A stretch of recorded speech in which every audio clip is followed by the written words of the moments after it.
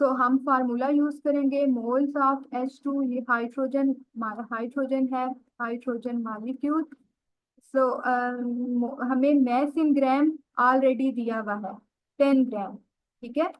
और जो periodic table में मोलर मैस है ना, उसका यूनिट ग्राम पर मोल है, ओके, ग्राम पर मोल। तो अब आप देखें कि हाइड्रोजन, क्योंकि दो हाइड्रोजन है तो हमें फिर इसका मोलर मास पहले अलग से कैलकुलेट करना पड़ेगा। तो ये आपके पास आ जाएगा 2.016 ग्राम पर मोल, ठीक है।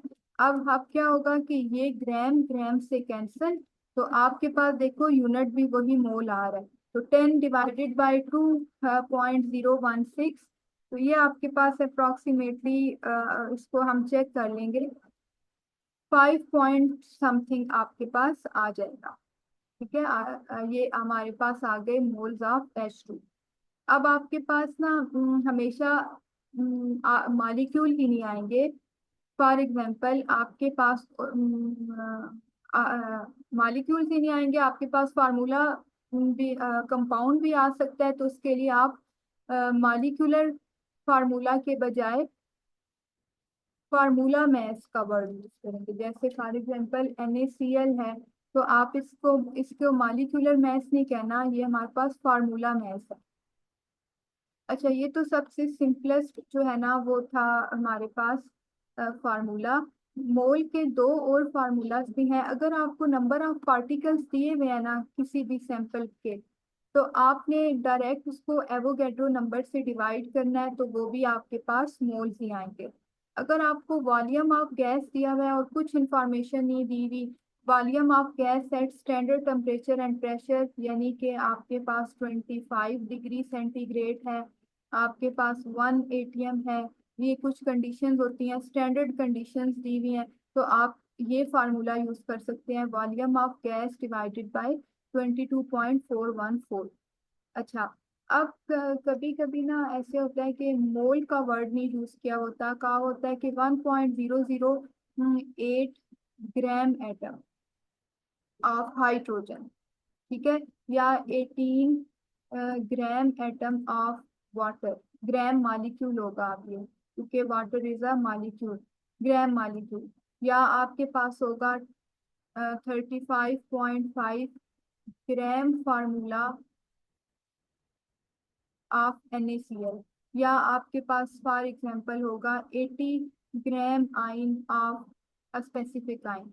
अब ये ग्राम एटम, ग्राम मॉलिक्यूल, ग्राम फार्मूला, ये क्या है? ये भी मोल ही है।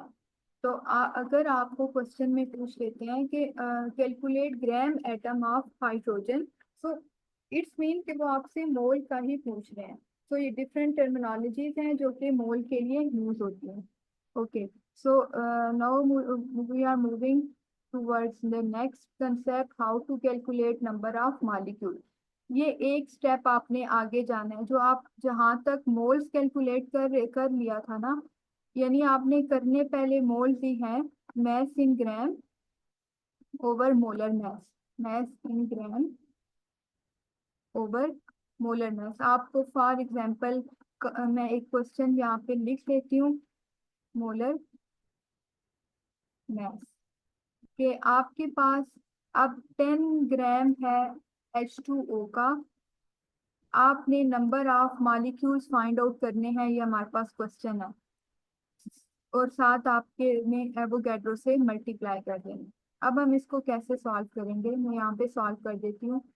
अब मैस इन ग्राम आपको गिवन है 10 ग्राम, डिवाइडेड बाय मोलर मैस आपको H2O का पता है, अब हमने कैलकुलेट किया है 18 ग्राम, मल्टीप्लाई बाय 6.02 इंटू 10⁻23। अब हम सिंपल इसको सॉल्व कर लेंगे, ठीक है। ये आपके पास इतने मॉलिक्यूल्स आ जाएंगे, एवोगैड्रो। ये ग्राम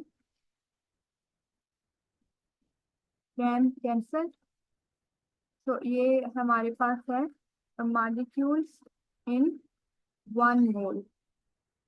तो ये आपके पास फिर मोल मोल से कैंसिल, तो ये आपके पास इतने मॉलिक्यूल्स आ जाएंगे। ये कैलकुलेशंस हैं जो कि आप कर सकते हैं, ठीक है, अब हमारे पास, अच्छा, ये तो नंबर ऑफ मॉलिक्यूल्स हो गए। जैसे एक और एग्जांपल लेते हैं, calculate number of molecules in 5 gram of CH4। तो अब आपने स्टार्ट वही मोल्स वाले फार्मूला से ही करना है। मोल्स कैलकुलेट करने के बाद आपने एवोगैड्रो नंबर से मल्टीप्लाई कर लेना है। कैसे? जैसे आप, ये क्वेश्चन है, तो आप एक ही स्टेप में कर सकते हैं, या आप पहले मोल्स कैलकुलेट कर लें, देन मोल्स को हम एवोगैड्रो नंबर से मल्टीप्लाई भी कर सकते हैं। सो एक ही स्टेप में करते हैं। नंबर ऑफ मॉलिक्यूल्स हमने फाइंड आउट करने हैं। हमारे पास फार्मूला हमें पता है कि mass in gram which is given 5 gram over molar mass, 12 plus 4, 4.10087। तो ये आपके पास बनता है approximately 16 multiply by Avogadro number that are equal to 2.0 into 10 raised to power 23। तो आप क्या कर सकते हैं, नॉमिनेटर को आपस में मल्टीप्लाई करके 16 से डिवाइड कर लेंगे, आपके पास नंबर ऑफ मॉलिक्यूल्स आ जाएंगे।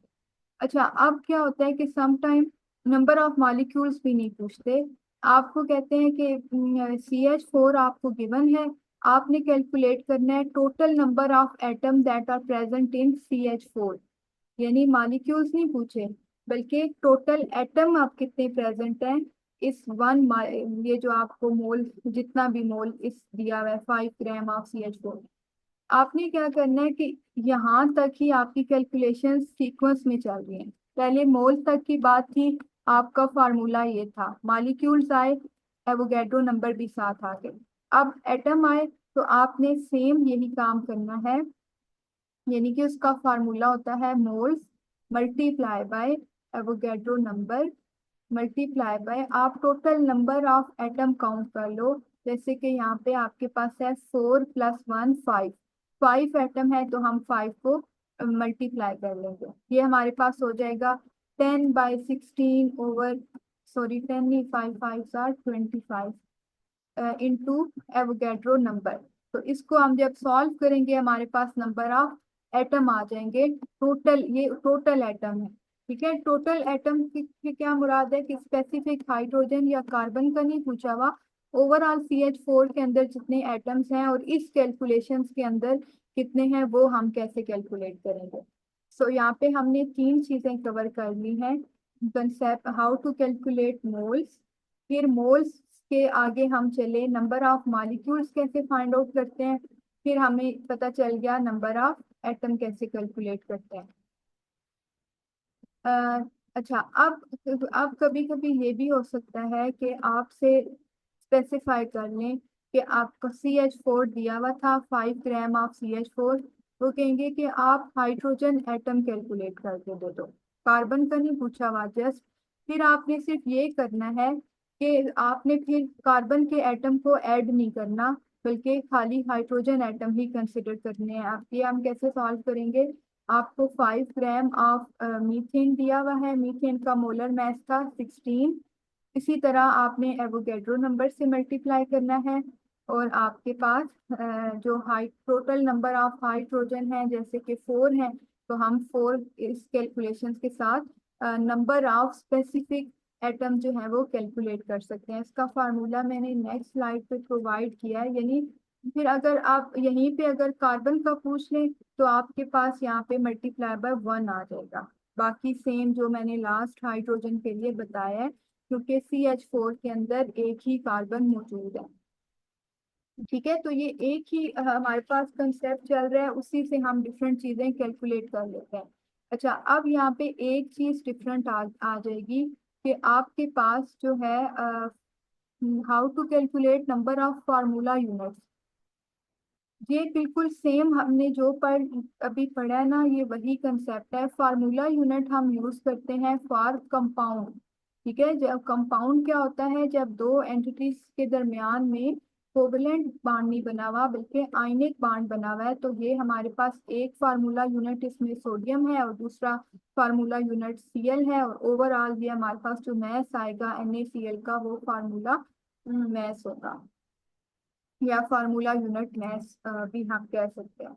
तो अब फॉर एग्जांपल